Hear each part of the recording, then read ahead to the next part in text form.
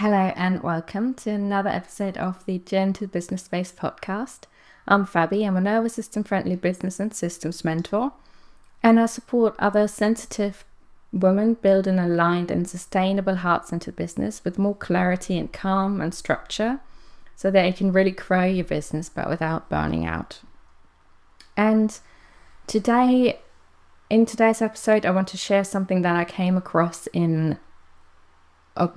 on a recent social media post. I'm not sure anymore who it was from. It was somewhere on my Facebook feed. And it was saying something around that you should never not be online as a business owner, as you will lose clients. So it seemed to have happened that that person wasn't online for 3 hours and missed a potential client, and potential client ended up going somewhere else, working with somebody else. And reading it, every part of my body just screamed no to that statement.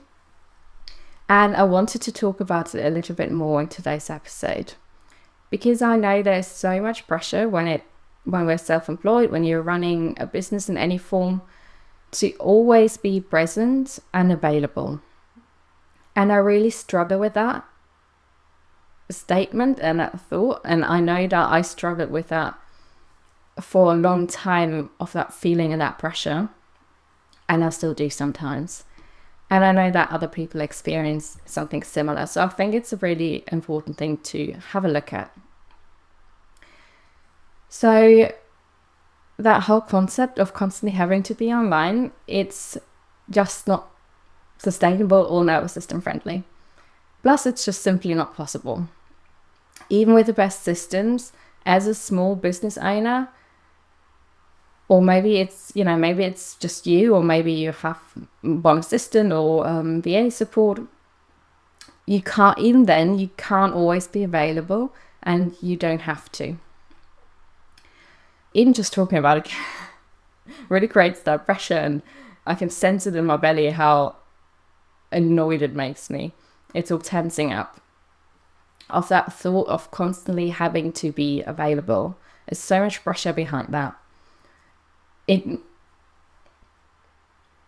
Having that pressure myself, having experienced it myself, it meant that many times I would continuously check my phone and emails when I was supposed to be off, just in case somebody messaged. I don't want to miss anything, and I want to be available in case something comes up. So I've experienced that, and I'm sure many others have as well. But it means that our nervous system is constantly on high alert and never relaxes. It's constantly looking out for, is somebody messaging me? I need to check that. I need to check that. I need to check Instagram, Facebook, my emails. There's so much of it, and we're never allowing ourselves to step away from that, to take time off, because there's statements like, you should always be available, otherwise you're missing out on clients. There's this scarcity creeping in, and it's not surprising that it does, especially when you're starting out and you're really looking for the next clients, people to work with. That can feel like you have to be available all the time.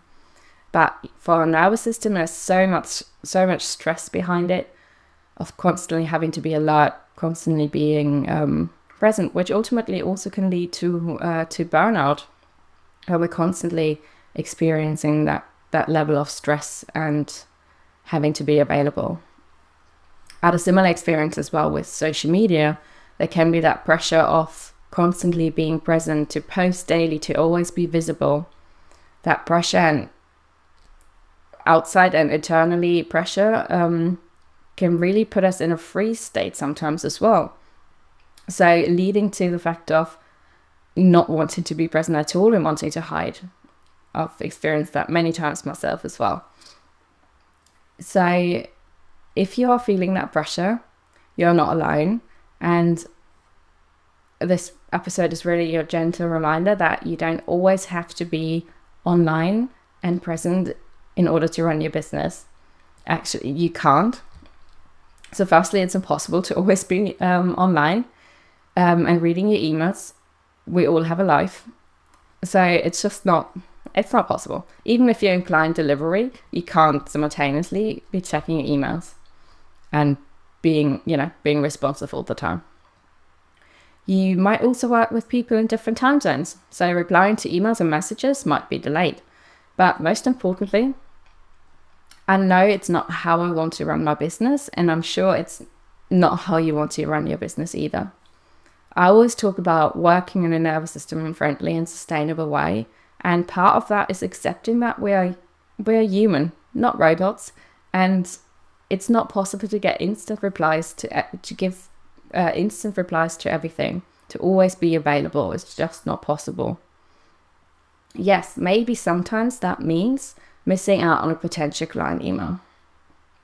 And maybe they end up working with someone else. But honestly, I think I'm okay with that. And I've had to learn to be okay with that. Because maybe they just weren't meant to be my client. So because somebody else's urgency isn't your own urgency. So somebody messaged you with something really urgent, and then by the time you get back to them, they're already working with somebody else. That's okay. Just because they're in an urgent state doesn't mean that it becomes your urgency, that you have to drop everything and that you have to kind of sacrifice your whole life around that. This is something that took a really long time to settle in for me. And I still struggle with that a lot of the times. But I think ultimately, if someone can't wait a day or a couple of days for a response, then they're probably not supposed to be my right client anyway. I want to work with people that, accept that kind of nervous system friendly, sustainable approach.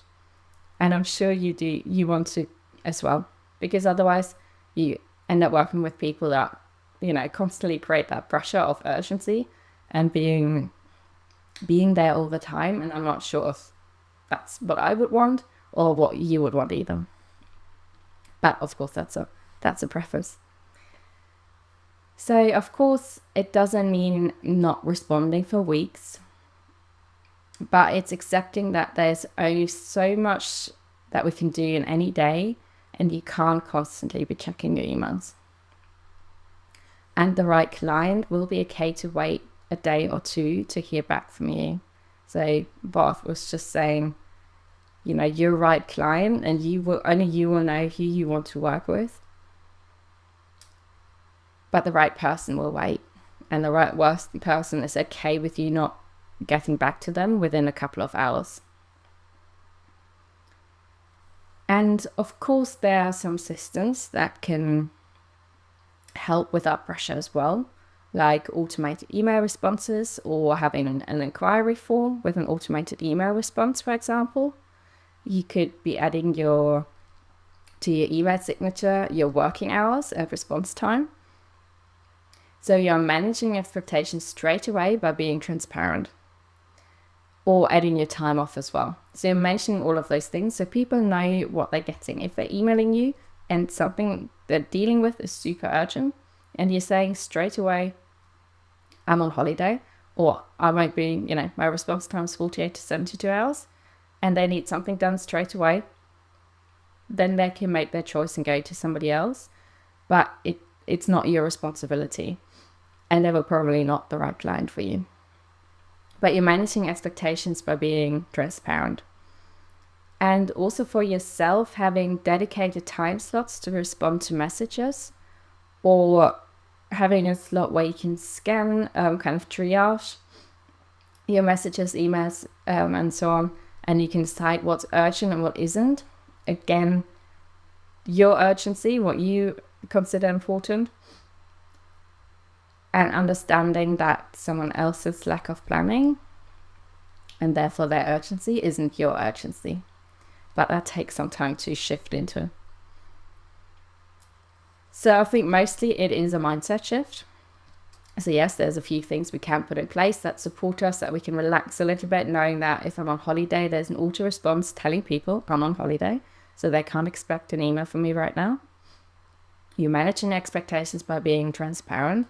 So there is these kind of systems and structure things we can put in place. But I think ultimately it's also a mindset shift. especially as women, I think we often have the tendency to people please, but so wanting to be available all the time. But also when scarcity creeps in, when you run your business, and having that feeling of needing to be available all the time, that's something we can look at. So I think that scarcity can often come in, as I said, at the beginning as well, kind of those beginning phases, or when we're in a space of I really need more clients, I need somebody to work with, we can fall back into those habits. So maybe you shifted out of them, maybe you shifted into more structure, not responding all the time. But when those things creep in, and sometimes when we're tired, when we're overwhelmed, when there's a lot going on, we can go back into those habits of people pleasing, of being available all the time, of constantly checking our emails, which then brings our nervous system in quite high alert again.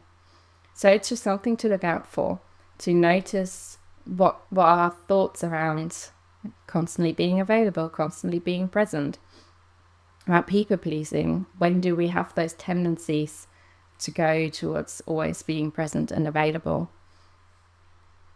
And when we notice it, noticing it is always our first step, because then we can gently shift out of it. So really this whole episode was really just a gentle reminder that you don't have to constantly be available. You can set your own gentle boundaries around your own capacity, and your boundaries will look whatever way works for you. Maybe you're super busy with other things, maybe you're only working part-time, maybe your response time is a week, and that's okay. Work with what's available and be transparent about it. Again, put it in your email signatures. Put systems in place that can help you with that.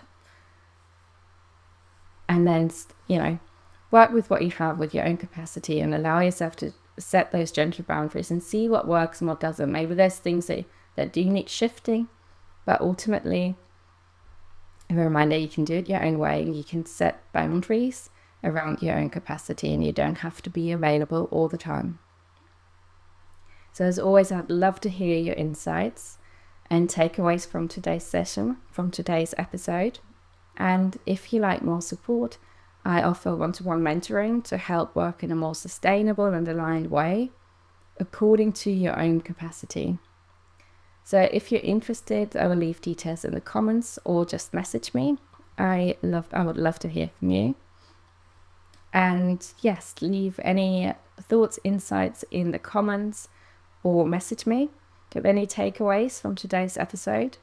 And thank you so much for listening, and take care.